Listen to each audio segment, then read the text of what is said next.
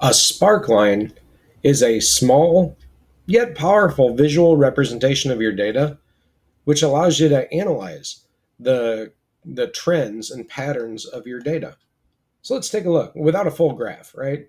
So what we do is let's go ahead and select these, which are our total users targeted. And to create a sparkline, we go to Insert and Sparklines. And we say, what kind do we want to see? I want to see a line sparkline. And where do we want to put that? Well, let's put it right underneath it and say, okay. And now it gives us a line graph based on the data that's right here. And it's just inside this cell. But we want to compare that. So let's go ahead and do this. And again, insert line sparkline. And we're going to say we want that one right here. Okay.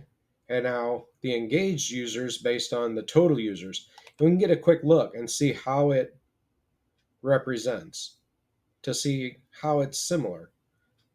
This one had over, and then this one had a lot of people targeted, but not as much engagement.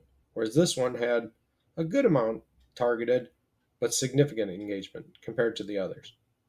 So now you can have a quick visualization of the data that you see right here. And that is a sparkline.